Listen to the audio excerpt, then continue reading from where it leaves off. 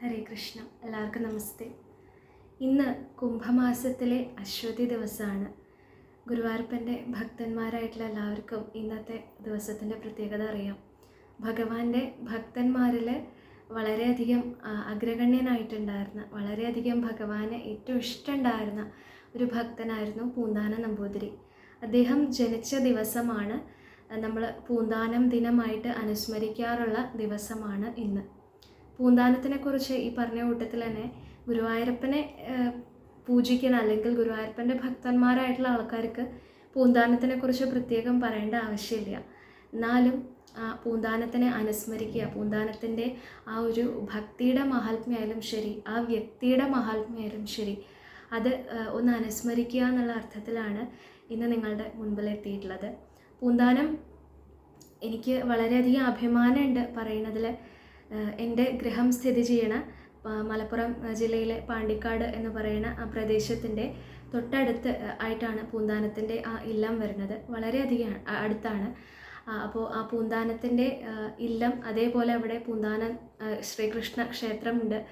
അപ്പോൾ അവിടെയൊക്കെ പോവാനും ഭഗവാനെ തൊഴാനും ദർശിക്കാനും എല്ലാത്തിനുള്ള ഭാഗ്യം ഉണ്ടായിട്ടുണ്ട്, ഒന്നിലധികം പ്രാവശ്യം. അപ്പോൾ ആ ഒരു കാര്യത്തിൽ വളരെയധികം സന്തോഷവും അഭിമാനവും തോന്നുന്ന ഒരു കാര്യമാണ്. പൂന്താനം ഇല്ലത്തിൽ ഈ പറഞ്ഞ കൂട്ടത്തിൽ എല്ലാ വർഷവും ഭാഗവത സപ്താഹം നടക്കാറുണ്ട്. കഴിഞ്ഞ വർഷം ആ സമയത്ത് അവിടെ ചെന്ന് പൂന്താനം ഭാഗവതം വായിച്ചിരുന്ന സ്ഥാനത്ത് ഇരുന്നിട്ട് ആ സപ്താഹത്തിൽ ഭാഗവതം വായിക്കാനുള്ള ആ ഒരു ഭാഗ്യവും കൂടി ഭഗവാന്റെ കാരുണ്യം കൊണ്ട് സാധിച്ചിട്ടുണ്ട്. അപ്പോൾ പൂന്താനത്തിൻ്റെ മഹാത്മ്യം എന്ന് പറഞ്ഞാൽ ഈ പറഞ്ഞ പോലെ തന്നെ ഭാഗവത ശ്രേഷ്ഠനായിരുന്നു. ഭാഗവതം പല ദേശങ്ങളിലും നടന്ന് ആ ഭാഗവത കഥ പറഞ്ഞ് പാടി നടന്നിരുന്ന ഒരു ഭക്തനായിരുന്നു. പോരാത്തതിന് അദ്ദേഹം ഗുരുവായൂർ മാസം തോറും വന്ന് ഭഗവാനെ ദർശിക്കുക, അതേപോലെ ഗുരുവായൂർ ഭജന ഇരിക്കുക, ഇങ്ങനെയുള്ള കാര്യങ്ങളൊക്കെ ചെയ്തിരുന്ന ഒരു ഭക്തനായിരുന്നു. പൂന്താനത്തിൻ്റെ ഏറ്റവും പ്രസിദ്ധമായിട്ടുള്ള ഒരു കാര്യം അല്ലെങ്കിൽ കൃതി എന്നുള്ളത് ജ്ഞാനപ്പാന എന്ന് പറയുന്ന കൃതിയാണ്. മലയാളികളെ സംബന്ധിച്ച് മലയാളത്തിലുള്ള ഒരു ഭഗവത്ഗീത എന്ന് വേണമെങ്കിൽ പറയാം ജ്ഞാനപ്പാനേനെ. കാരണം ഭാഗവതത്തിലും ഗീതയിലുമൊക്കെ പറഞ്ഞിട്ടുള്ള തത്വങ്ങളെ സംഗ്രഹിച്ചുകൊണ്ട് വളരെ ലളിതമായിട്ടുള്ള ഭാഷയിൽ ഏതൊരു സാധാരണക്കാരനും മലയാളം അത്യാവശ്യം മോശമില്ലാണ്ട് മനസ്സിലാവുന്ന ഒരു കുട്ടിക്ക് പോലും വേഗം മനസ്സിലാവുന്ന രീതിയിൽ അത്രയും ലളിതമായിട്ടാണ് ജ്ഞാനപ്പാനയിൽ ആ കാര്യങ്ങളൊക്കെ, ആ തത്വങ്ങളൊക്കെ പൂന്താനം പറഞ്ഞിട്ടുള്ളത്. അപ്പോൾ ഭാഗവതം അല്ലെങ്കിൽ ഗീത അല്ലെങ്കിൽ ഭാഗവതത്തിന് തന്നെ സംഗ്രഹമായിട്ടുള്ള നാരായണീയം, ഇങ്ങനെയുള്ള സംഭവങ്ങളൊക്കെ സംസ്കൃത ഭാഷയിലാണ്, കടുങ്കട്ടിയാണ്, മനസ്സിലാവാൻ കുറച്ച് ബുദ്ധിമുട്ടാണെന്നൊക്കെ ഉണ്ടെന്നുണ്ടെങ്കിൽ ആ തത്വം തന്നെ മനസ്സിലാക്കിയെടുക്കാൻ അല്ലെങ്കിൽ ജീവിതത്തിലേക്ക് പകർത്താൻ ഏറ്റവും എളുപ്പമായിട്ടുള്ള ഒരു രീതിയിലാണ് പൂന്താനം അതേ കാര്യം എഴുതി വച്ചിട്ടുള്ളത്. പക്ഷേ ജ്ഞാനപ്പാനയ്ക്ക് എന്തുകൊണ്ടോ ആ നാരായണീയം, ഭാഗവതം ഇത്യാദിയുള്ള ഗ്രന്ഥങ്ങൾക്ക് കിട്ടിയ അത്ര പ്രചരണം കിട്ടിയിട്ടില്ല എന്നുള്ളതാണ് സത്യം. പക്ഷേ ജ്ഞാനപ്പാന ലളിതമാണ്, അതേപോലെ വളരെയധികം സംഗ്രഹിച്ചിട്ടാണ്. നമ്മളൊന്ന് വായിക്കാൻ പുറപ്പെടുകയാണെന്നുണ്ടെങ്കിൽ അത്യാവശ്യം തെറ്റില്ലാണ്ട് മലയാളം വായിക്കാൻ പറ്റുന്ന ആൾക്കാരാണെങ്കിൽ ഒരു അരമുക്കാൽ മണിക്കൂർ, കൂടിയാൽ ഒരു മണിക്കൂറിൻ്റെ ഉള്ളിൽ നമുക്ക് വായിച്ചു തീർക്കാൻ സാധിക്കും. ചെറിയ ഒരു ഗ്രന്ഥമാണ്, ചെറിയൊരു കൃതിയാണ്. പക്ഷേ അതിൽ വേണ്ട കാര്യങ്ങളെല്ലാം, അതിൻ്റെയൊക്കെ തത്വങ്ങൾ അതിൽ ഉൾപ്പെടുത്തിയിട്ടുണ്ട് താനും. ലളിതമായിട്ടുള്ള ഭാഷയാണ്. അപ്പോൾ ഒരു സാധാരണക്കാരനെ സംബന്ധിച്ച് ഏറ്റവും ആക്സസിബിൾ ആയിട്ടുള്ള രീതിയിൽ എഴുതപ്പെട്ടിട്ടുള്ള ഗ്രന്ഥമാണ് ജ്ഞാനപ്പാന എന്നർത്ഥം. പൂന്താനം ഈ പറഞ്ഞ പോലെ തന്നെ മേൽപ്പത്തൂർ നാരായണ ഭട്ടതിരി നാരായണീയം രചിച്ചിട്ടുള്ള അദ്ദേഹവും പൂന്താനവും ഏകദേശം ഒരേ സമയത്ത് ഗുരുവായൂർ ഭജനം ഇരിക്കാൻ വന്ന ആൾക്കാരാണ്. നാരായണീയം രചിക്കപ്പെട്ട സമയത്ത് തന്നെയാണ്, ഏകദേശം ആ സമയത്ത് തന്നെയാണ് പൂന്താനം ജ്ഞാനപ്പാനയും രചിച്ചിട്ടുള്ളത്. പൂന്താനത്തിനെക്കുറിച്ച് അനേകം കഥകൾ നമുക്ക് ഭക്തന്മാർക്ക് അറിയാം. ആ കഥകളൊക്കെ വീണ്ടും പറയേണ്ട ആവശ്യമുണ്ടോ എന്ന് ചോദിച്ചു കഴിഞ്ഞാൽ ആ കഥകൾ അറിയാത്ത ആൾക്കാർ, സജ്ജനങ്ങൾ കുറവാകും.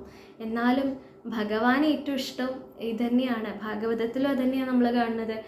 വേറെയുള്ള ഗ്രന്ഥങ്ങളിലായാലും ഭഗവാൻ ഏറ്റവും പ്രീതി എന്താണെന്ന് വെച്ചാൽ ആ ഭക്തിയുടെ മഹാത്മ്യം പറയണ, തൻ്റെ ഭക്തന്മാരെ പുകഴ്ത്തുന്ന രീതിയിൽ, ഭക്തന്മാരെ അനുസ്മരിക്കുന്ന രീതിയിൽ, ഭക്തന്മാരുടെ ഭക്തിയെ എടുത്തു കാണിക്കുന്ന കഥകൾ, അത് വീണ്ടും വീണ്ടും പാടുക, പറയുക, അനുസ്മരിക്കുക, ഇതാണ് ഭഗവാനും ഏറ്റവും ഇഷ്ടമുള്ള കാര്യം.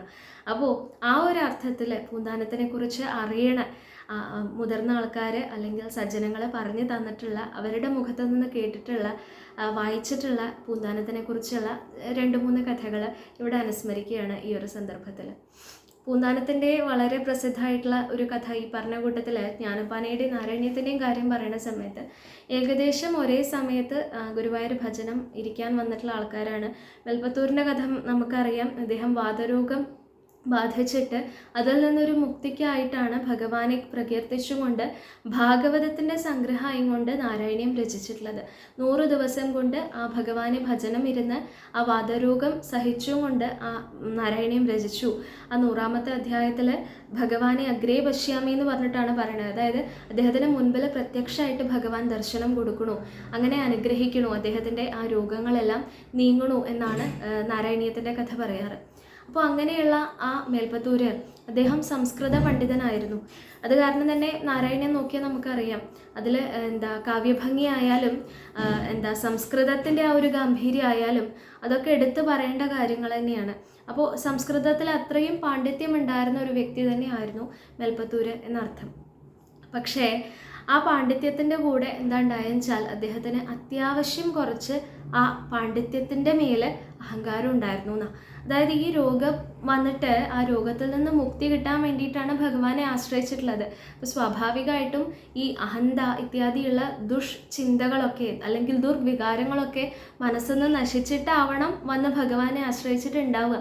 എന്നാലും ആ രോഗത്തിന് മാറ്റം വരണ സമയത്ത് അതേപോലെ തൻ്റെ പാണ്ഡിത്യം താൻ തന്നെ ആ വിലയിരുത്തുന്ന സമയത്ത് എത്ര മേന്മയിലാണ് താൻ എഴുതി വെച്ചിട്ടുള്ള ഈ കൃതിന്ന് ആലോചിക്കുന്ന സമയത്ത് അദ്ദേഹത്തിന് അഹന്ത ഉണ്ടായിരുന്നു എന്നാണ്. തൻ്റെ ആ അറിവിനെ കുറിച്ച് അദ്ദേഹത്തിന് അഹന്ത ഉണ്ടായിരുന്നു എന്നാണ് പറയുന്നത്. അപ്പോൾ ഭക്തന്മാർക്ക് അഹങ്കാരം വന്നാൽ ഭഗവാനെ സഹിക്കാൻ പറ്റില്ല. ഭാഗവതം കഥ പറയുന്ന സമയത്ത് നമ്മൾ അനേകം തവണ പറഞ്ഞിട്ടുള്ള കാര്യമാണ്.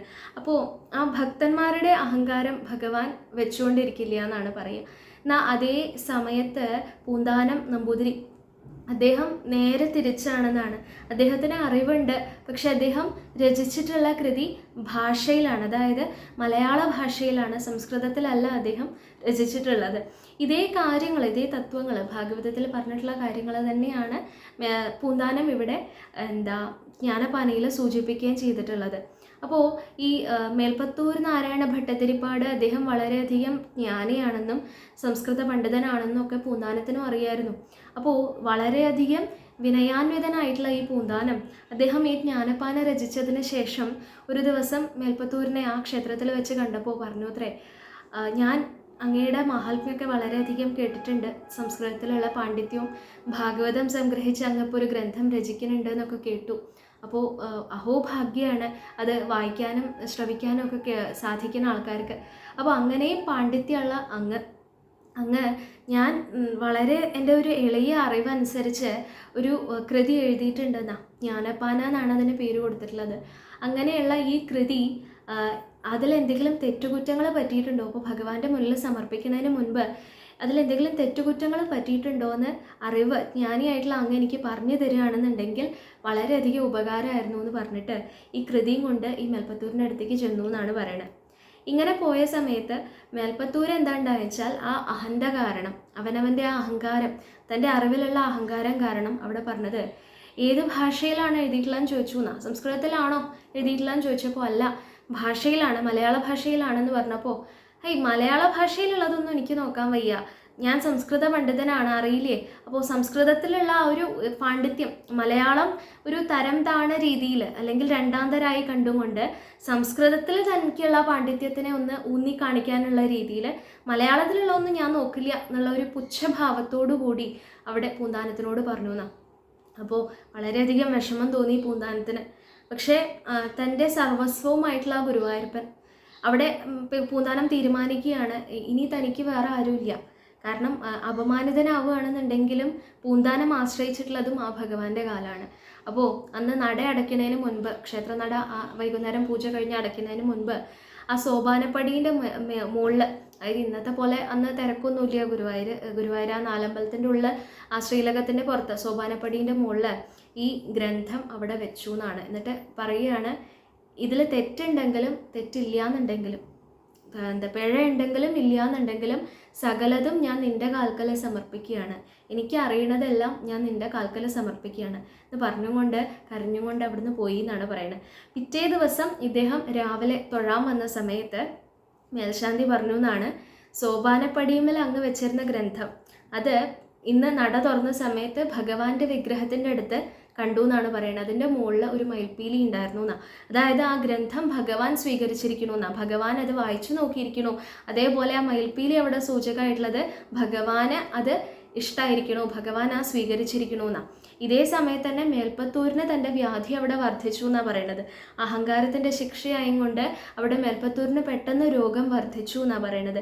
ആ സമയത്ത് ഈ മേൽപ്പത്തൂരിനും അതെ ഭഗവാന്റെ സാന്നിധ്യം ഉണ്ട്, കൂടെ ഭക്തിയുണ്ട്, അഹങ്കാരം ഉണ്ടെങ്കിലും ആ ഉള്ളിൽ ഭഗവാനെ കുറിച്ച് തന്നെയാണ് ചിന്ത, അതും ഉണ്ട്.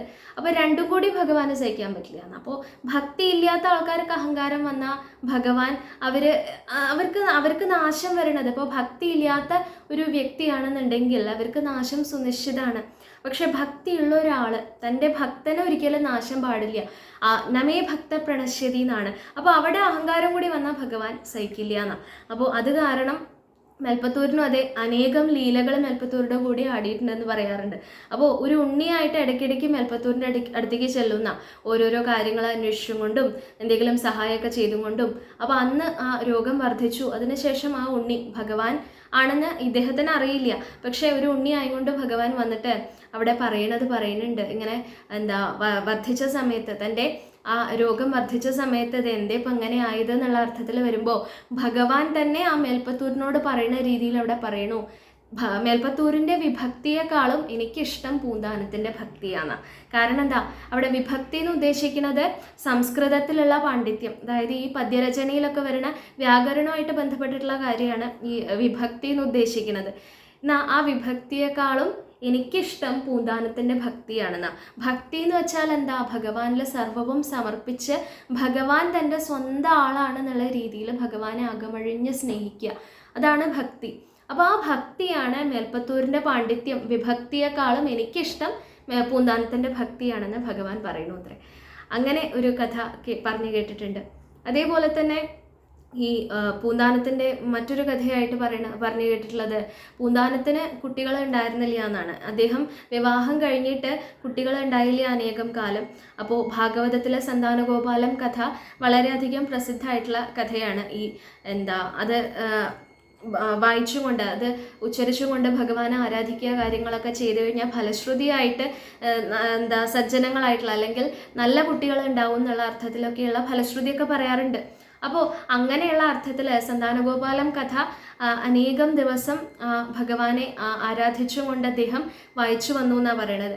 അങ്ങനെ ഇദ്ദേഹത്തിന് ഒരു ഉണ്ണി ഉണ്ടായി. പക്ഷേ അദ്ദേഹത്തിൻ്റെ ഭാഗ്യക്കേട് എന്ന് പറയട്ടെ, അല്ലെങ്കിൽ അദ്ദേഹത്തിന് അത് വിധിച്ചിട്ടുണ്ടാവില്ല, ആ ഒരർത്ഥം കൊണ്ടാവാം, ആ ഉണ്ണിയുടെ ജാതകർമ്മം ചെയ്യണ ദിവസം, ആ ക്രിയകളൊക്കെ ചെയ്യണ ദിവസം ആൾക്കാരും എല്ലാവരെയൊക്കെ ക്ഷണിച്ചു വരുത്തിയിരുന്നു. ആ തിരക്കിൻ്റെ ഇടയിൽ എന്തോ ഒരു അപമൃത്യുവായിട്ട് ആ കുട്ടി അവിടെ മരിക്കുകയാണ്. ശ്വാസം മുട്ട് അങ്ങനെ എന്തോ ഒരു കഥയാണ് പറഞ്ഞു കേട്ടിട്ടുള്ളത്. കൃത്യമായിട്ട് എനിക്ക് അറിയില്ല കേട്ടോ, അത് കാരണം ഞാൻ അതിലേക്ക് വിസ്തരിക്കുന്നില്ല. എന്തായാലും ആ കുട്ടി അവിടെ മരിക്കുകയാണ്. അങ്ങനെ ആ മരിച്ച സമയത്ത് വളരെയധികം വിഷമം ഉണ്ടാവുന്നു. അപ്പോൾ അങ്ങനെ ഇരിക്കുന്ന സമയത്ത് ഈ ഭഗവാൻ തന്നെ ഒരു ഉണ്ണിയായിട്ട് വന്ന് ആ പൂന്താനത്തിനെ ആശ്വസിപ്പിക്കുന്ന. അങ്ങനെയാണ് ആ ഭഗവാനെ എത്രത്തോളം സ്മരിക്കണോ, നാമം ജപിക്കണോ, സത്കർമ്മങ്ങൾ ചെയ്യണോ, ഇദ്ദേഹത്തിന് മനസ്സിന് ശാന്തി വർദ്ധിക്കാൻ തുടങ്ങി. അങ്ങനെ ഭഗവാനെ തന്നെ ഒരു ഉണ്ണിയായി കാണാൻ തുടങ്ങി. ഭഗവാൻ തന്നെ പൂന്താനത്തിനെ അങ്ങനെ സമീപിക്കാൻ തുടങ്ങി. അപ്പോൾ അങ്ങനെയാണ് ജ്ഞാനപ്പാനയിൽ എഴുതിയിട്ടുള്ളത്, ഉണ്ണികൃഷ്ണൻ മനസ്സിൽ കളിക്കുമ്പോൾ ഉണ്ണികൾ മറ്റു വീണമോ മക്കളായി എന്നവിടെ പറയുന്നുണ്ട്. അപ്പോൾ പൂന്താനം അവിടെ ഒരു മകൻ്റെ സ്ഥാനത്താണ് ഭഗവാനെ കാണുന്നത്. അവിടെ പറയുന്നുണ്ട്, മകനായിട്ട് എൻ്റെ ഗുരുവായൂരപ്പൻ മനസ്സിൽ കളിക്കുന്ന സമയത്ത് പിന്നെ എന്തിനാ എനിക്ക് വേറെ മക്കള്, എനിക്ക് മക്കളില്ലാത്ത ആ ദുഃഖം എനിക്കിപ്പോൾ ഇല്ല എന്നാണ്. അപ്പോൾ നമ്മൾക്ക് നമ്മളുടെ ജീവിതത്തിൽ പലതരം രീതിയിൽ ദുഃഖങ്ങൾ വരാം. അപ്പോൾ കുട്ടികളില്ലാത്ത ദുഃഖാവാം, അല്ലെങ്കിൽ വിവാഹം നടക്കാത്ത ദുഃഖാവാം, ഒരു വേറെ എന്തെങ്കിലും രീതിയിലുള്ള ദുഃഖാവാം, എന്തെങ്കിലും ഒരു അപകടം നടന്നിട്ട് അതിൻ്റെ ഒരു ഭവിഷ്യത്ത് അനുഭവിക്കുന്ന ദുഃഖാവാം. പല രീതിയിൽ എന്ത് വേണമെങ്കിലും ദുഃഖങ്ങൾ നമുക്ക് ഉണ്ടാവാം.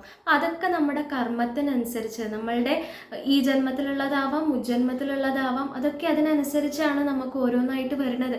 പക്ഷെ ആ സമയത്തും നമ്മൾ ഭഗവാനെ മുറുകെ പിടിക്കുകയാണെന്നുണ്ടെങ്കിൽ നമ്മുടെ മനസ്സിന് ആശ്വാസം കിട്ടണമെന്നാണ്. പിന്നെ ഇവിടെ പൂന്താനം പുത്രനായിട്ടാണ് കാണുന്നത്. ആ പുത്രൻ്റെ സ്ഥാനത്തേക്കാണ് ഭഗവാൻ അവിടെ ആ ഒരു കുറവ് നികത്തുന്നത്. അതേപോലെ തന്നെയാണ് നമ്മുടെ ജീവിതത്തിലുള്ള ഓരോ ബന്ധങ്ങളും. നമുക്കിപ്പോൾ ഒരു ബന്ധം, ഏതെങ്കിലും രീതിയിലുള്ള ഒരു ബന്ധം, ഒരു മിത്രമാവാം, അല്ലെങ്കിൽ ഒരു കുടുംബത്തിലുള്ള ഒരാളാവാം, ആരായാലും വേണ്ടില്ല, ആ ഒരു സ്ഥാനത്തേക്കുള്ള വ്യക്തി, ആ വ്യക്തിക്ക് അവിടെ ഒരു അഭാവം വരികയാണ് വിചാരിക്കുക. അപ്പോൾ നമുക്ക് ഏറ്റവും വേണ്ടപ്പെട്ട ഒരാൾ മരിക്കുക, അല്ലെങ്കിൽ ഏറ്റവും വേണ്ടപ്പെട്ട ഒരാൾ നമുക്ക് ആ ഒരു ബന്ധത്തിൽ എന്തെങ്കിലും ഒരു രീതിയിലുള്ള ഇത് വരികയാണെന്നുണ്ടെങ്കിൽ ആ സമയത്തും ഭഗവാനെയാണ് നമ്മൾ ആശ്രയിക്കുന്നതെന്ന് വെച്ച് കഴിഞ്ഞാൽ ഒരിക്കലും ആ കുറവ് നമ്മൾ അറിയണില്ല എന്നുള്ളതാണ്. ആ കുറവ് നികത്താൻ ഭഗവാൻ തന്നെ ആ സ്ഥാനം കൈക്കൊള്ളുകയാണ് ചെയ്യുന്നത്. അപ്പോൾ നോക്കൂ, പൂന്താനം ആ ഒരു കാര്യം കൂടി നമുക്ക് അവിടെ പഠിപ്പിച്ചു തരികയാണ്. നമ്മൾക്ക് അനുഭവിക്കാനുള്ള കാര്യങ്ങളൊക്കെ വിധിയായിട്ട്, കർമ്മഫലമായിട്ട് നമ്മൾ അനുഭവിക്കേണ്ടി വരുന്നു. പക്ഷെ ഭഗവാനെ ആശ്രയിക്കുന്ന സമയത്ത് എന്ത് നേരിടാനുള്ള മനോബലം നമുക്ക് ഭഗവാൻ തന്നെ തരികയാണ് ചെയ്യുന്നത്. അപ്പോൾ ആ ഒരു കാര്യം അതിൽ നിന്ന് മനസ്സിലാക്കാമെന്നർത്ഥം. അതേപോലെ പൂന്താനത്തിൻ്റെ ഭക്തിയെക്കുറിച്ച് പറയുന്ന സമയത്താണ് നമുക്കറിയാം, മങ്ങാട്ടച്ഛനായിട്ട് വന്നിട്ടുള്ള കഥയൊക്കെ നമുക്ക് പ്രസിദ്ധമാണ്. എന്നാലും അതും കൂടി ഒന്ന് അനുസ്മരിച്ച് പോവുകയാണ്. പൂന്താനം എല്ലാ മാസവും ആദ്യത്തിലെ ഭഗവാനെ ദർശിക്കാൻ വേണ്ടിയിട്ട്, വാഗചാർത്ത് തൊഴാൻ വേണ്ടിയിട്ട് നേരത്തെ കൂട്ടിയിട്ട് പോകുന്ന പറയാം. അപ്പോൾ ഈ പൂന്താനം ഇല്ലം, ഇപ്പോൾ ഈ പറഞ്ഞല്ലോ, ഞങ്ങളുടെ ആ ഗൃഹത്തിൻ്റെ അടുത്തായിട്ടാണ്, അധികം ദൂരമില്ല, മലപ്പുറം ജില്ലയിലാണ് പൂന്താനം ഇല്ലം ഉള്ളത്. ഗുരുവായൂർ നമുക്കറിയാം, തൃശ്ശൂർ കുറച്ച് നല്ലോണം ദൂരമുണ്ട്. അപ്പോൾ പണ്ടത്തെ കാലത്ത് ഈ വാഹനങ്ങളൊന്നുമില്ല, നടന്നുകൊണ്ടാണ്, കാൽനടയായിട്ടാണ് അവിടം വരെ, ക്ഷേത്രം വരെ ചെല്ലുന്നത്. അപ്പോൾ ഇദ്ദേഹം എല്ലാ മാസവും ഇങ്ങനെ ചെല്ലും. അങ്ങനെ ചെല്ലുന്ന സമയത്ത് ഒരു തവണ അദ്ദേഹം പ്രായമൊക്കെ ആയി, വൃദ്ധനായിട്ട് വന്നിട്ടുണ്ട്. ആ സമയത്താണ് ഇങ്ങനെ നടന്നു പോണ സമയത്ത് ഒരു ദിവസം നടന്ന് രാത്രിയായി ഉദ്ദേശിച്ച സമയത്ത് ആ ഒരു സുരക്ഷിതമായിട്ടുള്ള ഒരു സ്ഥാനത്തേക്ക് അദ്ദേഹത്തിന് എത്താൻ സാധിച്ചില്ല. രാത്രി കാട്ടിലാണ് പെട്ടുപോയത്. അങ്ങനെ ആ കാട്ടിൽ പെട്ട സമയത്ത് വീണ്ടും അദ്ദേഹം ഇങ്ങനെ നടന്നു പോവുകയാണ്, ഭഗവാനെ തന്നെ ആശ്രയിച്ചും കൊണ്ട്, നാമം ജപിച്ചും കൊണ്ട് ഇങ്ങനെ നടന്നു പോവുകയാണ്. ഗുരുവായൂർ എത്തണം, രാവിലെ ആകുമ്പോഴേക്ക് എത്തണം, ആ വാഗചാർത്ത് തൊഴാനാവണം എന്നൊക്കെയുള്ള രീതിയിൽ മനസ്സിലിങ്ങനെ വിചാരിച്ചും കൊണ്ട് നടക്കുകയാണെന്ന്. ഇങ്ങനെ നടക്കുന്ന സമയത്ത് പെട്ടെന്ന് അവിടെ കൊള്ളക്കാർ വന്നു എന്നാണ് പറയുന്നത്. കൊള്ളക്കാർ വന്നിട്ട് ഇദ്ദേഹത്തിനെ ആക്രമിച്ചു. അദ്ദേഹത്തിൻ്റെ കയ്യിൽ പണമോ സ്വർണ്ണമോ എന്തെങ്കിലുമൊക്കെ ഉണ്ട്, അത് കൈക്കലാക്കാൻ എന്നുള്ള ഉദ്ദേശത്തിലാണ് വന്ന് ആക്രമിച്ചത്. അപ്പോൾ ഇദ്ദേഹം ആകെ പേടിച്ച് വരണ്ടു. പറഞ്ഞു, എൻ്റെ അടുത്ത് ഒന്നുമില്ല, എൻ്റെ അടുത്ത് ആകെ ഒരു ഭാണ്ഡക്കെട്ടുള്ളത്, അതിൽ ഞാൻ ഗുരുവായൂർക്ക് ഭഗവാനെ തൊഴാൻ വേണ്ടി പോവുകയാണ്, അപ്പോൾ എൻ്റെ അടുത്ത് ഒന്നുമില്ല, ഞാൻ ദരിദ്രനായിട്ടുള്ള ഒരു ബ്രാഹ്മണനാണ്, എൻ്റെ അടുത്ത് ഒന്നുമില്ല എന്നൊക്കെ പറഞ്ഞപ്പോഴും അവർക്ക് വിശ്വാസമായില്ല എന്നാണ്. എന്തായാലും ഇദ്ദേഹത്തിനെ പിടിച്ച് കെട്ടി എന്നാണ് പറയണത്. ഒരു മരത്തിൻ്റെ മുകളിൽ ഇദ്ദേഹത്തിനെ പിടിച്ച് കെട്ടിയെന്ന. ഇങ്ങനെ കെട്ടിയ സമയത്ത് ഇപ്പോൾ ഇദ്ദേഹത്തിൻ്റെ അടുത്ത് നിന്നൊന്നും കിട്ടിയില്ല എന്ന് മാത്രമല്ല, ഇനി എന്താ ചെയ്യുക? കാരണം ഇദ്ദേഹത്തിനെ വധിക്കാൻ പുറപ്പെടുക, എന്തെങ്കിലും ആ ഉദ്ദേശത്തിലാവും. പൂന്താനം ആകെ പേടിച്ചു പോയിന്ന. കാരണം ഈ കൊള്ളക്കാരുടെ രൂപവും ആക്രമിക്കാൻ വന്നതും തൻ്റെ ജീവൻ അവിടെ അപകടത്തിലാണെന്ന് പൂന്താനത്തിന് മനസ്സിലായില്ല. അപ്പോൾ അങ്ങനെ കെട്ടിയിട്ട സമയത്ത് യാതൊരു മടിയും കൂടാണ്ട്, അല്ലെ, നമുക്കൊക്കെ ഒരു അപകടം വന്നു കഴിഞ്ഞാൽ നമ്മൾ ഭഗവാനെ സ്മരിക്കുക തന്നെ കുറച്ച് ബുദ്ധിമുട്ടാണ്. എന്നാൽ ഭഗവാന്റെ ഓർമ്മ ഉണ്ടായി എന്ന് തന്നെ വിചാരിക്കുക. അപ്പോൾ ഒരു അപകടം വരുമ്പോഴാണ് മിക്കവാറും ഭഗവാനെ ഓർക്കുക. അങ്ങനെ ആ ഓർമ്മ വന്നാൽ തന്നെ നാമം ജപിക്കുകയൊക്കെ നമ്മൾ മനസ്സിലാ ജപിക്കുക, അല്ലെങ്കിൽ നമുക്ക് മാത്രം കേൾക്കാനുള്ള രീതിയിൽ അങ്ങനെയൊക്കെയാണ് നമ്മൾ ജപിക്കുക. കാരണം ഉറക്ക ജപിക്കുന്നത് ഒരു നാണക്കേട്, അല്ലെങ്കിൽ ഒരു സജ്ജന സംസർഗത്തിലൊക്കെ തന്നെ ഇരിക്കുന്ന സമയത്ത് ഉറക്ക നാമം ജപിക്കുക, അല്ലെങ്കിൽ ഒരു ആൾക്കൂട്ടത്തിൻ്റെ ഇടയിൽ നിൽക്കുന്ന സമയത്ത് ഉറക്ക നാമം ജപിക്കുക എന്ന് പറഞ്ഞാൽ നമുക്ക് ഭയങ്കര നാണക്കേടാണ്. ഇവിടെ പൂന്താനത്തിന് അതൊന്നുമില്ല. പൂന്താനം എല്ലാം ഭഗവാനിൽ സമർപ്പിച്ച് ജീവിക്കുന്ന ആളാണ്. അപ്പോൾ തനിക്ക് ആ അപകടം വന്ന സമയത്ത് ഉറക്കെ ഭഗവാനെ വിളിച്ച് കരയാൻ തുടങ്ങിയെന്നാ. ഗുരുവായൂരപ്പ അങ്ങ് കാണുന്നില്ലേന്നാ, എന്നെ ഇങ്ങനെ ഈ കൊള്ളക്കാര് ഇവിടെ കെട്ടിയിട്ടിരിക്കണു, ഇനി ഇവരെന്നെ വധിക്കുക, എന്താ ചെയ്യാന്ന് എനിക്ക് അറിയില്ല, എൻ്റെ ജീവൻ ഇവിടെ അപകടത്തിലാണ്, അങ്ങ് ഇത് കാണുന്നില്ലേ ഗുരുവായൂരപ്പ, എന്നെ രക്ഷിക്കാൻ അങ്ങ് എന്താണ് വരാത്തത് ഗുരുവായൂരപ്പ? പിന്നെ പറയുന്നുണ്ട്, ആ ഭാഗവതത്തിൽ പറയണു, ഗജേന്ദ്രൻ, ആ ആന ഗജേന്ദ്രനെ രക്ഷിക്കാൻ ഗജേന്ദ്രൻ ആ താമരപ്പൂക്കൾ ആ പൊയ്കയിൽ നിന്ന് എടുത്തിട്ട് ഭഗവാനെ അനുസ്മരിച്ചുകൊണ്ട് നാരായണനെ വിളിച്ച സമയത്ത് ഭഗവാൻ അവിടെ ഗരുഡാരൂഢനായിട്ട് ഗജേന്ദ്രനെ രക്ഷിക്കാൻ പോയിട്ടുണ്ട്. അതേപോലെ ദ്രൗപദിയുടെ കഥ എല്ലാവർക്കും അറിയുന്നതാണ്. ആ ദുഷ്ടന്മാരായിട്ടുള്ള ആ ധൃതരാഷ്ട്രപുത്രന്മാർ അവരെ ആ ദ്രൗപദിയെ അപമാനിക്കാൻ വേണ്ടിയിട്ട് ആ രാജ്യസഭയിൽ നിറഞ്ഞ രാജ്യസഭയിൽ ആ ദ്രൗപദിയെ അപമാനിക്കാൻ വേണ്ടിയിട്ട് വസ്ത്രാക്ഷേപം നടത്താൻ പുറപ്പെട്ട സമയത്ത് ആ ഭഗവാനെ മാത്രമേ ആ ദ്രൗപദി അപ്പോൾ വിളിച്ചുള്ളൂ. അപ്പോൾ ഓടിച്ചെന്നില്ലേ അവിടുന്ന് ആ ചേലയും കൊണ്ട് ആ വസ്ത്രവും കൊണ്ട് അവിടുന്ന് ചെന്നില്ലേ ആ ദ്രൗപദിയെ രക്ഷിക്കാൻ വേണ്ടിയിട്ട്. അങ്ങനെ ആ രക്ഷിച്ച ഗുരുവായൂരപ്പ അവരുടെ അത്രയൊന്നും ഭക്തി, അവരുടെ അത്രയൊന്നും മേന്മ, അല്ലെങ്കിൽ അവരുടെ ആ നിലവാരത്തിൽ ഞാൻ എത്താത്തതുകൊണ്ടാണോ, അല്ലെങ്കിൽ ആ ഭക്തന്മാരുടെ ആ ഒരു നിലവാരത്തിൽ ഞാൻ എത്താത്തതുകൊണ്ടാണോ ഗുരുവായൂരപ്പ അവിടുന്ന് അടിയനെ രക്ഷിക്കാൻ വേണ്ടി എത്താത്തത്? എന്താണ് അടിയൻ്റെ കുറവ്? അടിയൻ്റെ ഭക്തിയിൽ എന്തെങ്കിലും ഒരു തെറ്റ് പറ്റിയിട്ടുണ്ടോ, കുറവ് പറ്റിയിട്ടുണ്ടോ? അതുകൊണ്ടാണോ അവിടുന്ന് എത്താത്തത് എന്നുള്ള രീതിയിൽ മനസ്സ് തട്ടി ഉറക്കെ ഗുരുവായൂരപ്പനെ വിളിച്ച് കരയാൻ തുടങ്ങിയെന്നാ. ഇങ്ങനെ കരഞ്ഞ സമയത്ത് കൃഷ്ണ ഗുരുവായൂരപ്പ എന്ന് വിളിക്കുമ്പോൾ ഈ കൊള്ളക്കാരെ എന്തോ എന്നൊക്കെ പറഞ്ഞിട്ട് കളിയാക്കൂത്രേ.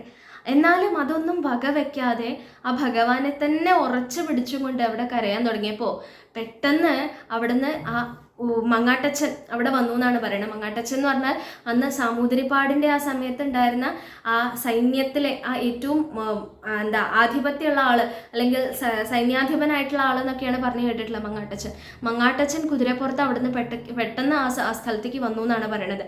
ഇങ്ങനെ വന്ന സമയത്ത് കൊള്ളക്കാരൊക്കെ പേടിച്ചു. കൊള്ളക്കാരെയൊക്കെ ആട്ടി ഓടിച്ച് വധിക്കുക, എന്താ വെച്ചാൽ അവരെ അവിടുന്ന് ഓടിച്ചതിന് ശേഷം പൂന്താനത്തിൻ്റെ അടുത്ത് ചെന്നിട്ട് പൂന്താനത്തിനെ അവിടെ മോചിപ്പിച്ചും കൊണ്ട് മങ്ങാട്ടച്ഛൻ പറയുന്നുണ്ട്, അങ്ങേക്ക് കുഴപ്പമൊന്നുമില്ലല്ലോ, ഞാൻ എത്താൻ വൈകിയോ, അവർ ഉപദ്രവിക്കുകയൊന്നും ചെയ്തില്ലല്ലോ എന്ന് ചോദിച്ചപ്പോൾ അപ്പോഴാണ് പൂന്താനത്തിന് ശ്വാസം വീണത്. കാരണം തൻ്റെ ജീവൻ പോയി എന്ന് വിചാരിച്ചിരിക്കുകയായിരുന്നു. അപ്പോൾ പെട്ടെന്ന് രക്ഷകനായിട്ട് ഈ ഒരു വ്യക്തിയെ മുന്നിൽ കണ്ടപ്പോൾ വളരെയധികം സന്തോഷം തോന്നി. എന്നിട്ട് പറഞ്ഞു എന്നാണ്, എനിക്ക് വളരെയധികം സന്തോഷമായി. ഞാൻ ഗുരുവായൂർ തൊഴാൻ വേണ്ടി പോകാൻ നിൽക്കുമായിരുന്നു. ആ സമയത്താണ് ഇങ്ങനെയൊക്കെ ഉണ്ടായത്. ആ സമയത്ത് അങ്ങ് വന്നിട്ടില്ല എന്നുണ്ടെന്നുണ്ടെങ്കിൽ ഇപ്പം എനിക്ക് ജീവൻ ഉണ്ടാവില്ലായിരുന്നു. അപ്പോൾ അതിൻ്റെ നന്ദി സൂചകമായിട്ട് എൻ്റെ കയ്യിൽ കിടക്കുന്ന ഈ ഒരു മോതിരം, ആ പൂന്താനത്തിൻ്റെ വിരലമ്മുണ്ടായിരുന്ന ഒരു മോതിരം, ആ മോതിരം ആ മങ്ങാട്ടച്ഛന് കൊടുത്തു എന്നാ. അപ്പോൾ മങ്ങാട്ടച്ഛൻ പറഞ്ഞു, വേണ്ട, ഞാൻ എൻ്റെ കർത്തവ്യ നിർവഹണേ ചെയ്തിട്ടുള്ളൂ. ഈ ജനങ്ങളുടെ സുരക്ഷ എന്നുള്ളത് എൻ്റെ ഉത്തരവാദിത്വമാണ്. അപ്പോൾ അത് മാത്രമേ ഞാൻ ചെയ്തിട്ടുള്ളൂ. അതിനിപ്പോൾ എനിക്ക് ഉപഹാരത്തിൻ്റെ ആവശ്യമൊന്നുമില്ല. എന്നാലും പൂന്താനം നിർബന്ധപൂർവ്വം അദ്ദേഹത്തിൻ്റെ കയ്യിലുണ്ടായിരുന്ന ആ മോതിരം ആ മങ്ങാട്ടച്ഛനെ നിർബന്ധപൂർവ്വം ഏൽപ്പിച്ചു എന്നാ. ഇദ്ദേഹത്തിൻ്റെ നിർബന്ധം കണ്ട സമയത്ത് ആയിക്കോട്ടെ ശരി എന്ന് പറഞ്ഞിട്ട് മങ്ങാട്ടച്ഛൻ അത് സ്വീകരിക്കുകയും ചെയ്തു. അവിടുന്ന് അദ്ദേഹം പോയി. പൂന്താനം അതേ തിരിച്ച് വീണ്ടും നടക്കാൻ തുടങ്ങി. അങ്ങനെ രാവിലെ ആവുമ്പോഴേക്കും ഗുരുവായൂരെത്തി ആ കുളത്തിൽ സ്നാനാദികളൊക്കെ കഴിഞ്ഞതിന് ശേഷം അമ്പലം തുറക്കാനായ സമയത്ത് അവിടെ പോയിട്ട് നിന്നു തൊഴാൻ വേണ്ടിയിട്ട്. ഇങ്ങനെ തൊഴാൻ നിന്ന സമയത്ത് വാഗച്ചാർത്ത് തൊഴുതു, ഭഗവാനെ കണ്ടു, വളരെയധികം സന്തോഷമായി. അതിനുശേഷം പ്രസാദം വാങ്ങാൻ വേണ്ടിയിട്ട് ചെന്ന സമയത്ത് ആ മേൽശാന്തി വന്നിട്ട് പൂന്താനത്തിനോട് പറഞ്ഞു അത്രേ, പൂന്താനം വന്നിട്ടുണ്ടല്ലേ, നന്നായി. എന്താണെന്നറിയോ, ഞാൻ ഇന്ന് രാവിലെ പുലർച്ചെ ഞാനൊരു സ്വപ്നം കണ്ടു എന്നാ. സ്വപ്നത്തിൽ ഗുരുവായൂരപ്പനെ കണ്ടു. ഗുരുവായൂരപ്പൻ പറഞ്ഞു എന്നാണ്, ഇന്ന് അങ്ങ് നട തുറക്കണ സമയത്ത് നിർമ്മാല്യമൊക്കെ എടുക്കുന്നതിന് മുൻപ് ആ സമയത്ത് എൻ്റെ വിഗ്രഹത്തിൻ്റെ മുകളിൽ ഒരു മോതിരം കാണാം. ആ മോതിരം പൂന്താനത്തിൻ്റെയാണ്, അത് പൂന്താനത്തിനെ ഏൽപ്പിക്കണം എന്ന് പറഞ്ഞു അത്രേ. അപ്പോൾ അതേപോലെ തന്നെ ഇദ്ദേഹം എണീറ്റ് വന്നിട്ട് ആ കുളിയൊക്കെ കഴിഞ്ഞ് ക്ഷേത്രം തുറന്ന് ആ നിർമ്മാല്യത്തിനായിട്ട് ചെന്ന സമയത്താണ് ഭഗവാന്റെ ആ തലേ ദിവസം ചാർത്തിയിട്ടുള്ള മാലകൾ ഇത്യാദിയൊക്കെ എടുത്ത് മാറ്റിയിട്ടാണ് നിർമ്മാല്യം പൂജ ഉണ്ടാവുന്നത്. അപ്പോൾ ആ സമയത്ത് അങ്ങനെ മാറ്റണ സമയത്ത് കണ്ടു ഇത്രേ ഭഗവാന്റെ ആ ഒരു അരുളപ്പാട് പോലെ തന്നെ ഭഗവാന്റെ വിരലിൻ്റെ മുകളിൽ ആ തലേ ദിവസം ഇല്ലാത്ത ഒരു പുതിയൊരു മോതിരം അവിടെ കണ്ടു എന്നാണ് പറയണത്. ആ മോതിരം അപ്പോൾ ഭഗവാൻ ആ സ്വപ്നത്തിൽ പറഞ്ഞത് സത്യമാണെന്ന് മനസ്സിലാക്കിക്കൊണ്ട് ആ മോതിരവും എടുത്തും കൊണ്ട് പൂന്താനത്തിൻ്റെ അടുത്തേക്ക് ചെന്നതാണ് മേൽശാന്തി. അപ്പോൾ ആ മോതിരം കണ്ടപ്പോൾ പൂന്താനം ആകെ കണ്ണ് നിറഞ്ഞു പോയി എന്നാണ്. കാരണം തലേ ദിവസം രാത്രി താൻ മങ്ങാട്ടച്ഛന് കൊടുത്തിട്ടുള്ള അതേ മോതിരം അതാണ് മേൽശാന്തി ഇപ്പോൾ തനിക്ക് തരുന്നത്. അപ്പോൾ തലേ ദിവസം മങ്ങാട്ടച്ഛനായിട്ട് വന്നതും വേറെ ആരുമല്ല, ഗുരുവായൂരപ്പൻ തന്നെയാണെന്നാണ്. അപ്പോൾ ഉറച്ച ഭക്തിയാണെങ്കിൽ ഭഗവാൻ വരുമോ എന്നുള്ള ചോദ്യം ഉണ്ടല്ലോ, ആ ചോദ്യം യഥാർത്ഥ ഭക്തന്മാർക്കില്ല. കാരണം ഭഗവാൻ വരും എന്നുള്ള ഉറപ്പ് അവർക്കുണ്ട്. ആ ഉറപ്പില്ലാത്തവരാണ് ഈ ഉറപ്പില്ലാതെ ആ ഭഗവാൻ ഉണ്ടെങ്കിൽ വരുമായിരിക്കും, ഭഗവാൻ എൻ്റെ കൂടെ ഉണ്ടാവുമായിരിക്കും, ഇങ്ങനെയൊക്കെ വിചാരിക്കുന്ന ആൾക്കാർക്കാണ് ആ ഭഗവാന്റെ സാന്നിധ്യം കാണാൻ സാധിക്കാത്തത്. അല്ല, ഭഗവാൻ എൻ്റെ കൂടെ ഉണ്ട് എന്നുള്ള ഉറച്ച വിശ്വാസമാണ്, ഭഗവാൻ എന്നെ രക്ഷിക്കും എന്നുള്ള ഉറച്ച വിശ്വാസമാണെന്നുണ്ടെങ്കിൽ യാതൊരു സംശയവും വേണ്ട, അവിടെ ആപത്ത് ആ ഭക്തനെ തൊടാൻ വരുന്നതിന് മുൻപ് ഭഗവാൻ അവിടെ എത്തിയിരിക്കും. അത് പൂന്താനത്തിൻ്റെ കഥ, പൂന്താനം തന്നെ അനുസ്മരിച്ച ഗജേന്ദ്രൻ്റെ കഥ, ദ്രൗപദിയുടെ കഥ, ഇതെന്നൊക്കെ നമുക്ക് വ്യക്തമാണ്. അപ്പോൾ അത്രയും വലിയൊരു ഭക്തനായിരുന്നു, അത്രയും മഹാത്മ്യമുള്ള ഭക്തനായിരുന്നു പൂന്താനം എന്നാണ് ഈ കഥയിൽ നിന്ന് മനസ്സിലാവുന്നത്. അതേപോലെ തന്നെ മഞ്ജുളയുടെ കഥ നമുക്ക് എല്ലാവർക്കും പ്രസിദ്ധമായിട്ടുള്ള കഥയാണ്. മഞ്ജുള എന്ന് പറഞ്ഞ ഒരു കുട്ടി ആ ഗുരുവായൂർ അമ്പലത്തിൻ്റെ അടുത്തുണ്ടായിരുന്നു എന്നാണ് പറയുന്നത്, വാരസ്യാരായിരുന്നു എന്നാണ് പറയുന്നത്. അങ്ങനെയുള്ള ആ കുട്ടി ചെറിയ കുട്ടിയാണ്, പക്ഷെ ഭഗവാനെ വലിയ ആരാധനയാണ്, ഭഗവാനോട് വലിയ ഭക്തിയാണ്. എല്ലാ ദിവസവും വൈകുന്നേരം ആ ഭഗവാനെ സന്ധ്യ അലങ്കാരത്തിൻ്റെ സമയത്തുള്ള പൂജ, ദീപാരാധനത്തിൻ്റെ സമയത്തുള്ള പൂജയ്ക്ക് ആ സന്ധ്യാസമയത്ത് പൂജയുടെ അലങ്കാരത്തിന് വേണ്ടിയിട്ട് ഈ കുട്ടി മാല കെട്ടിയിട്ട് ആ നടക്കിൽ കൊണ്ടേ കൊടുക്കുന്ന പറയണത്. അപ്പോൾ ആ കുട്ടിയുടെ മാല ഭഗവാന് ചാർത്താറുണ്ട്. ഒരു ദിവസം എന്താ പറ്റിയെന്ന് വെച്ചാൽ കുട്ടിക്ക് എന്തോ കാരണം കൊണ്ട്, ഗൃഹത്തിൽ എന്തോ തിരക്കോ എന്തോ പണിയോ എന്തോ കാരണം ആ കുട്ടിക്ക് നേരം വൈകിപ്പോയി. അപ്പോൾ അങ്ങോട്ട് എത്താൻ മാലയും കൊണ്ട് ചെന്നപ്പോഴേക്കും നട അടച്ചിട്ടുണ്ട്.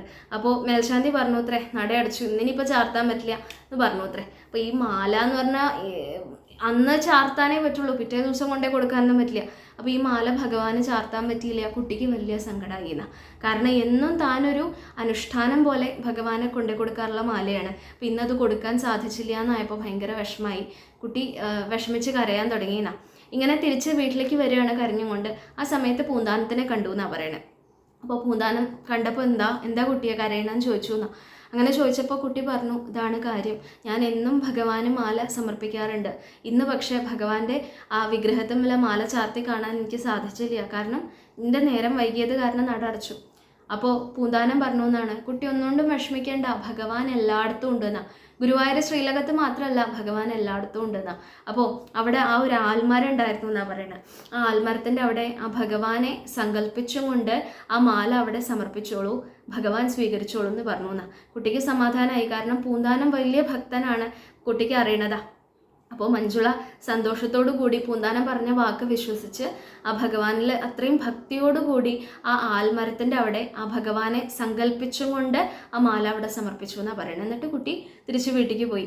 പിറ്റേ ദിവസം രാവിലെ ഈ പറഞ്ഞ പോലെ തന്നെ വാഗചാരത്തിന് വേണ്ടിയിട്ട്, അതിന് മുൻപ് നിർമാല്യം എടുക്കുന്ന സമയത്ത് തലേ ദിവസം ചാർത്തിയ മാലകളൊക്കെ മാറ്റണം. അപ്പോൾ മേൽശാന്തി ഇങ്ങനെ മാലകൾ ഓരോന്നായിട്ട് മാറ്റാം. അപ്പോൾ എല്ലാ മാലകളും മാറ്റി വീണ്ടും അദ്ദേഹം തിരിഞ്ഞ് വിഗ്രഹത്തിൻ്റെ ഭാഗത്തേക്ക് നോക്കുമ്പോൾ ഒരു മാല അവിടെ കിടക്കുന്നുണ്ട്, ഭഗവാന്റെ ദേഹത്ത് തന്നെ ഉണ്ട്. അപ്പോൾ അത് വീണ്ടും എടുത്ത് മാറ്റി വീണ്ടും എന്തോ കാര്യത്തിന് വേണ്ടി തിരിച്ച് വിഗ്രഹത്തിൻ്റെ നേർക്ക് നോക്കിയപ്പോൾ വീണ്ടും ആ മാല അവിടെ തന്നെ ഉണ്ട്. അപ്പോൾ എത്ര തവണ എടുത്ത് മാറ്റിയിട്ടും ഈ ഒരു മാല മാത്രം ആ മേൽശാന്തിക്ക് മാറ്റാൻ പറ്റില്ല. അപ്പോൾ ഇതെന്തേ ഇങ്ങനെ? കാരണം നേരം വൈകുകയാണ്. അപ്പോൾ ഓരോ പൂജയ്ക്കും ഓരോ സമയം ഉണ്ടല്ലോ. അപ്പോൾ ആ സമയം വൈകുകയാണ്. ഭക്തന്മാരെല്ലാവരും പുറത്ത് ഭഗവാനെ തൊഴാൻ വേണ്ടി കാത്തുക്കുകയാണ്. അപ്പോൾ എന്താ ഇനിയിപ്പോൾ ചെയ്യാൻ മനസ്സിലായില്ല. അപ്പോൾ പുറത്ത് ശ്രീലകത്തിൻ്റെ പുറത്ത് വന്ന് നോക്കിയപ്പോൾ മേൽശാന്തി കണ്ടു അത്രേ പൂന്താനം അവിടെ നിൽക്കുന്നുണ്ട്. പൂന്താനത്തിനെ രഹസ്യമായിട്ട് വിളിച്ചിട്ട് പറഞ്ഞു അത്രേ, ഇങ്ങനെ ഒരു സങ്കടമുണ്ട്, ഇനിയിപ്പോൾ അതിന് എന്താ ഒരു നിവാരണം എന്ന് എനിക്ക് മനസ്സിലാവണില്ല എന്നാ. അപ്പോൾ പൂന്താനം ഏകദേശം പൂന്താനത്തിന് മനസ്സിലായി. പൂന്താനത്തിനോട് ഇതും പറഞ്ഞു, തലേ ദിവസം താൻ ചാർത്തിയതായിട്ട് ഓർക്കണമില്ല ഈ മാല. അപ്പോൾ ഞാൻ ചാർത്തിയ മാലയല്ല, പക്ഷെ എന്താണെന്നറിയില്ല, അത് എടുത്ത് മാറ്റാൻ പറ്റണില്ല എന്ന് പറഞ്ഞപ്പോൾ പൂന്താനത്തിന് കാര്യം പിടികിട്ടി. തലേ ദിവസം മഞ്ജുള ചാർത്തിയ മാലയാണ്. അവിടെ എവിടെ? ആലിൻ്റെ ആ മരത്തിൻ്റെ അവിടെ മഞ്ജുള ചാർത്തിയ മാലയാണത്. അപ്പോൾ പറഞ്ഞു, മഞ്ജുളനെ വന്ന് ആ ഭഗവാനോട് അഭ്യർത്ഥിക്കട്ടെ, എന്നാൽ മാത്രമേ ആ മാല മാറ്റാൻ പറ്റുള്ളൂ, മഞ്ജുളയുടെ ആ ഒരു സാന്നിധ്യത്തിൽ അത് പറ്റുള്ളൂ എന്ന് പറഞ്ഞു. അങ്ങനെ മഞ്ജുളേനെ വിളിച്ചു കൊണ്ടുവന്നു. മഞ്ജുളയ്ക്ക് വലിയ സന്തോഷമായി. കാരണം തലേ ദിവസം ആ ആലിൻ്റെ അവിടെ താൻ ചാർത്തിയ മാലയാണ് ഭഗവാൻ സ്വീകരിച്ചു എന്നാണ് അതിൻ്റെ അർത്ഥം. കാരണം ഇപ്പോൾ അത് വിഗ്രഹത്തിൻ്റെ മേലാണ്. ആ മഞ്ജുളയുടെ ആ ഒരു സാന്നിധ്യത്തിലെ ആ മാല മഞ്ജുള പ്രാർത്ഥിച്ചപ്പോഴാണ് ആ മാല അവിടുന്ന് മാറ്റാൻ പറ്റിയെന്നാണ് പറയുന്നത്. അപ്പോൾ അത്രയും മഹാത്മ്യം. അന്ന് ആ മഞ്ജുള മാല ചാർത്തിയ ആ ആലിൻ്റെ മരം അതാണ് ഇന്ന് മഞ്ജുളാൽ എന്നുള്ള പേരിൽ പ്രസിദ്ധമായിട്ട് നമുക്കറിയാം. ഗുരുവായൂർ വളരെയധികം പ്രസിദ്ധമായിട്ടുള്ള ഒരു സ്ഥാനമാണ്. അപ്പോൾ അവിടെ അതെ ആ പൂന്താനത്തിൻ്റെ മാർഗനിർദ്ദേശം അനുസരിച്ചാണ് ആ കുട്ടിക്ക് ആ ഭഗവാന്റെ ആ ഒരു അനുഗ്രഹം അവിടെ ഉണ്ടായതെന്ന് വീണ്ടും കാണിക്കണം. അപ്പോൾ അത്രയും മഹാത്മ്യം ഉണ്ട് എന്നർത്ഥം. ഒരു ഭക്തൻ എന്നുള്ള നിലയിൽ അത്രയും മഹാത്മ്യമുള്ള ഒരു വ്യക്തിയായിരുന്നു എന്നർത്ഥം.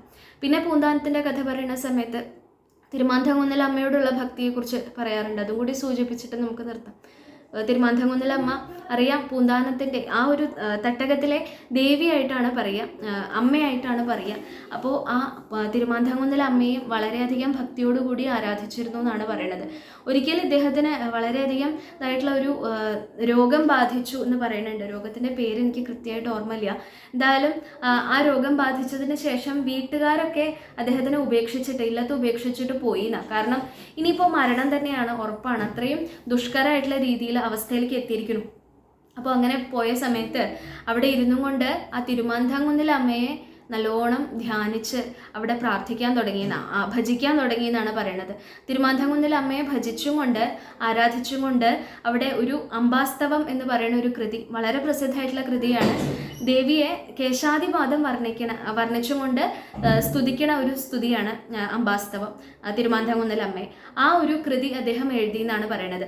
ആ കൃതി എഴുതിയതിൻ്റെ അവസാനത്തെ വരി എഴുതിയപ്പോഴേക്കും ഇദ്ദേഹത്തിൻ്റെ രോഗം നിശേഷം മാറി ആ അമ്മ അവിടെ അനുഗ്രഹിച്ചു എന്ന് പറയുകയാണ് ചെയ്യുന്നത്.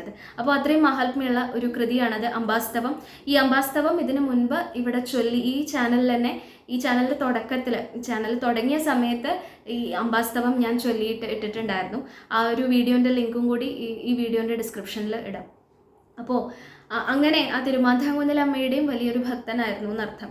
ഇതേപോലെ തന്നെ ഈ ഇദ്ദേഹത്തിന് വാർദ്ധക്യം വർദ്ധിച്ചു വന്നു. എല്ലാ മാസവും ഈ പറഞ്ഞ പോലെ ഗുരുവായൂർ തൊഴാൻ പോകുമെന്ന് പറയുമല്ലോ. അപ്പോൾ അവസാനം ഇദ്ദേഹത്തിന് വയ്യാണ്ടിയായി എന്നാണ്. കാരണം വാർദ്ധക്യമൊക്കെ വർദ്ധിച്ചതിന് ശേഷം നടക്കാനതിനൊന്നും വയ്യ. അങ്ങനെ വന്ന സമയത്ത് ഭഗവാൻ പറഞ്ഞു എന്നാണ്, ഇനി പൂന്താനം അവിടം വരെ ഗുരുവായൂർ വരെ വന്ന് ബുദ്ധിമുട്ടണ്ട, ഞാൻ വരാമെന്നാ. തിരുമാന്ധാംകുന്നിൽ എല്ലാ മാസവും പോകാൻ പറ്റുമല്ലോ, അത് അടുത്താണ്. അപ്പോൾ അവിടേക്ക് ഞാൻ വരാമെന്നുള്ള അർത്ഥത്തിൽ അവിടെ ഇടത്തരികത്തായിട്ട് ഭഗവാൻ ഇരിക്കുന്നു. ഇന്നും അതെ, അവിടെ ശ്രീകൃഷ്ണ ക്ഷേത്രമുണ്ട്. തിരുമാന്ധാംകുന്നിൽ ഭഗവതി ക്ഷേത്രത്തിൻ്റെ അടുത്തായിട്ട് ശ്രീകൃഷ്ണ ക്ഷേത്രമുണ്ട്. അവിടെ പൂന്താനത്തിൻ്റെ ആ ഒരു സൗകര്യാർത്ഥം ഭഗവാൻ അവിടെ വന്നിരുന്നു എന്നാണ് പറയുന്നത്. അതേപോലെ തന്നെയാണ് പൂന്താന ഇല്ലത്തിൻ്റെ അടുത്തും ഒരു ശ്രീകൃഷ്ണ ക്ഷേത്രമുണ്ട്. വീണ്ടും ഐതിഹ്യമായിട്ട് പറയുന്ന സമയത്ത് ഇതന്നെയാണ് പറയുക, പൂന്താനത്തിന് ഗുരുവായൂർ വരെ ചെന്ന് ഭഗവാനെ ഭജിക്കാൻ ബുദ്ധിമുട്ടായപ്പോൾ ഭഗവാൻ തന്നെ ഇങ്ങോട്ട് എഴുന്നള്ളി എന്നാണ് പറയുക. ഇങ്ങനെയുള്ള പൂന്താനം, അത്രയും ഭക്തിയോടുകൂടി ഭഗവാനെ ആരാധിച്ചിരുന്ന പൂന്താനം ആ സ്വന്തം ദേഹത്തിലാണ് നേരെ വൈകുണ്ഠത്തിൽ പോയെന്നാണ് പറയുന്നത്. പൂന്താനത്തിന് മരണം ഉണ്ടായിട്ടില്ല, ആ ദേഹത്തോടുകൂടി വൈകുണ്ഠത്തിലേക്ക് പ്രവേശിച്ച വ്യക്തിയാണ് പൂന്താനം എന്ന് പറയുന്നു. പൂന്താനം ഇല്ലം, അതേപോലെ പൂന്താനം ശ്രീകൃഷ്ണ ക്ഷേത്രം, ഇതൊക്കെ ഒരിക്കലെങ്കിലും ഗുരുവായൂരപ്പൻ്റെ ഭക്തന്മാർ ദർശിക്കേണ്ട അല്ലെങ്കിൽ സന്ദർശിക്കേണ്ട, ആരാധിക്കേണ്ട ഒരു സ്ഥലങ്ങൾ തന്നെയാണ്.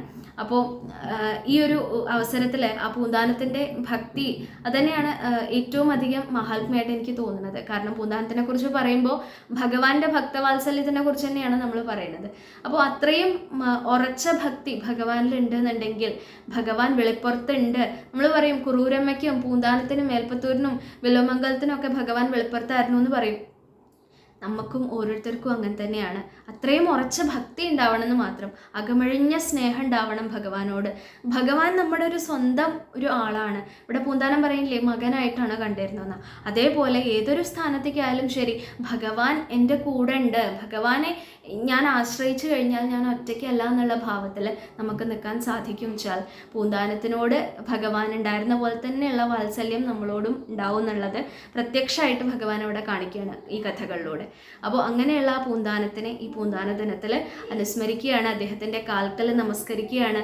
ആ ഭക്തൻ്റെ കാൽക്കൽ നമസ്കരിച്ചുകൊണ്ട് അദ്ദേഹത്തിന് ഉണ്ടായിരുന്ന പോലെയുള്ള ഭക്തി നമുക്ക് ഓരോരുത്തർക്കും ഉണ്ടാവട്ടെ ഭഗവാന്റെ കാൽക്കലെന്ന് നമ്മൾ പ്രാർത്ഥിക്കുകയാണ്. അപ്പോൾ ഈ പൂന്താന ദിനത്തിൽ എല്ലാവർക്കും ആ ഭഗവാനോട് അകമഴിഞ്ഞ ഭക്തി ഉണ്ടാവട്ടെ എന്ന് പ്രാർത്ഥിച്ചുകൊണ്ട് ആശംസിച്ചുകൊണ്ട് എല്ലാവർക്കും നമസ്കാരം. ഹരേ.